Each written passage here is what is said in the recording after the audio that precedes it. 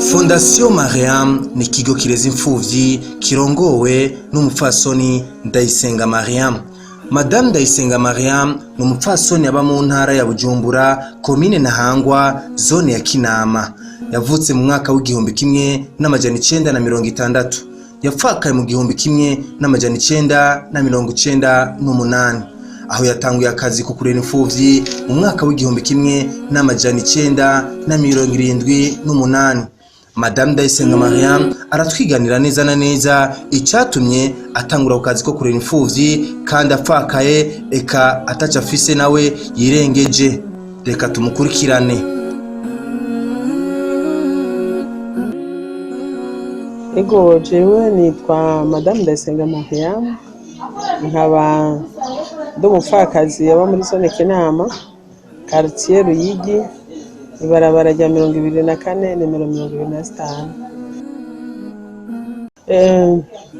Madame Ndayisenga Mariam ni umuvyeyi, ni umupfakazi w'abana 6, nkaba ndi umuvyeyi w'abana benshi, nkaba mfise abana ndeze b'imfuvyi.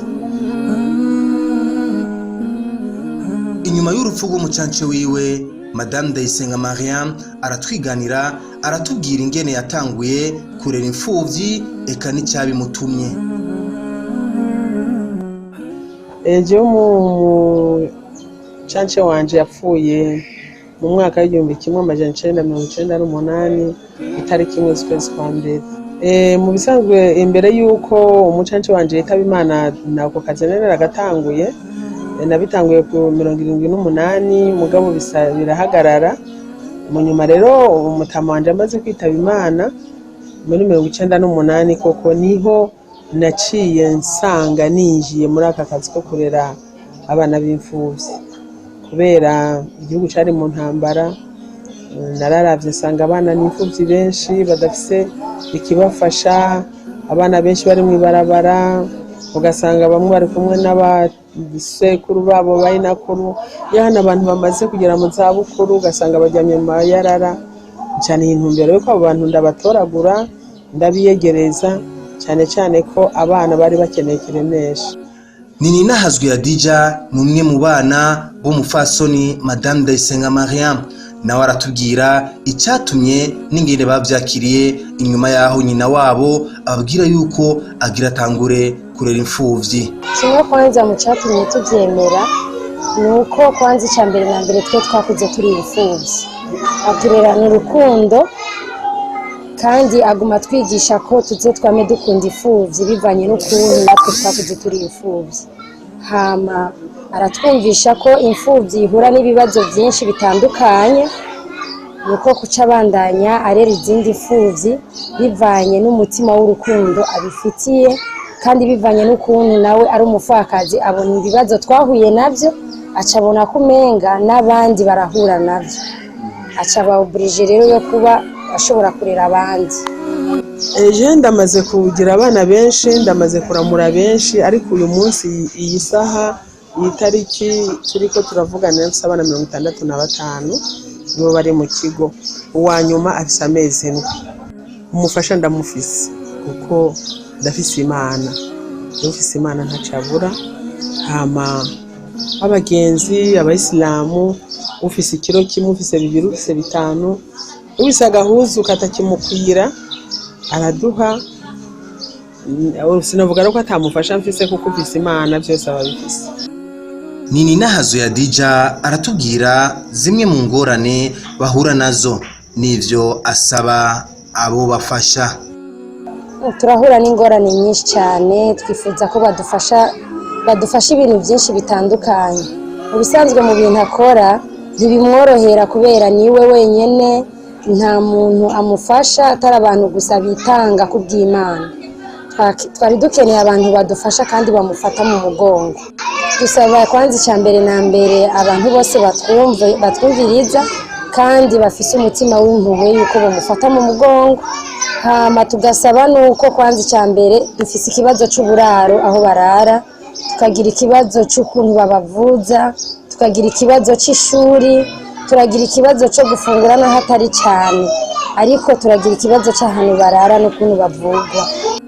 Madame Ndayisenga Mariam nawe ati abagira neza nibadufashe, abagira neza baduserukire, eka abagira neza bazi badufashe kuko dufise imigambi myinshi dushaka gushikako.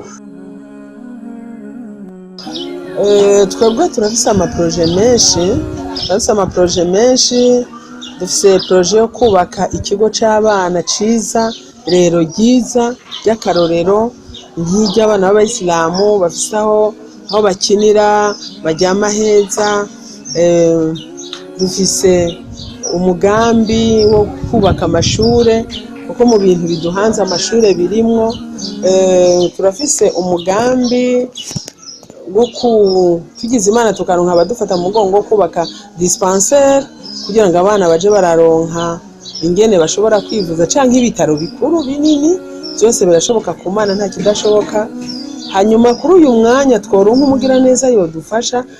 Turafise umugambi, urabona aha hantu twicaye aho abana baryama ni hato nk'uko mwahabonye, ubuzu burashaje, murabona ivyo twakoze biratunanira.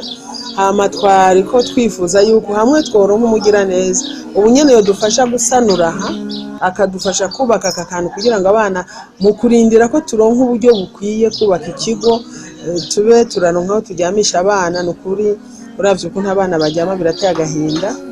Hanyuma dufise n'ubundi mugambi mukuru wo kubaka iradiyo kugira ngo dushobore kuronka aho abana bacu bavugira ijwi ry'imfuvyi, kuko uriko uraraba abana b'imfuvyi ni abantu bahunyangiwe agateka, n'abantu umuntu wese abarenganya uko avyifuza ntibagire aho bavugira.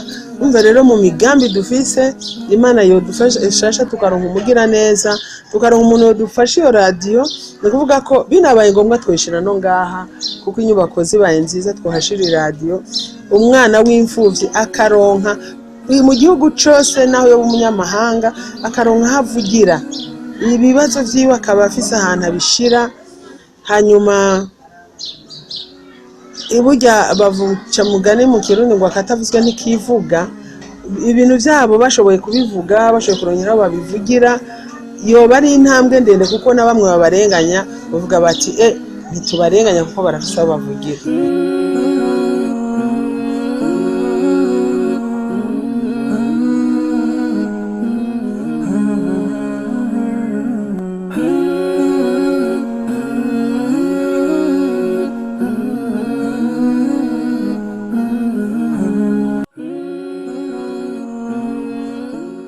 Mbe Madame Mariam, ko mufise imigambi myinshi, hoho murafise aho mwoyirangurira? Turafise hamwe, turafise aho twohashira, ahandi naho turonse umugira neza yodufasha. Ariko nk'iradiyo nababwiye ngaha, urabona iterambere ryaraje nko ngaha aho wobomora hakubaka inzu ya kijambere yo hejuru, numva ko dushobora kuyishira ngaha. Ayo mashure turafise ikibanza. Ibindi navyo ushatse kudufasha yodufasha, kuko yodufasha no kurondera.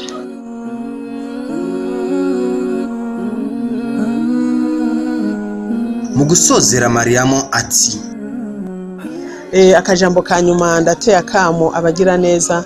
Hariho Ligue Mondiale numvise ko iri no mu Burundi, nifuze kubatera akamo. Ndanababaye ko bari bambwiye ko bazoza kungendera mugani bakaba bataje kungendera, ariko ntaco, kumbure Imana nivyo yateguye, alhamdulillah. Ariko ndasavye Ligue Nationale ko yodushira ku mutima, kuko turi mu bantu bagowe, turi mu bantu bafise ibibazo bikomeye cyane gusumba. Umwana araza ari uruyoya afise umunsi umwe, tukamwosa tukamurera gushika kuze gushika asohoke. Murumva ko ari umuzigo ukomeye cyane. Twifuza yuko Ligue Mondiale hamwe yodufata mu mugongo, Ligue Islamique Mondiale yodufata mu mugongo, n'ukuri tworyoherwa tukabona ko natwebwe dushigikiwe.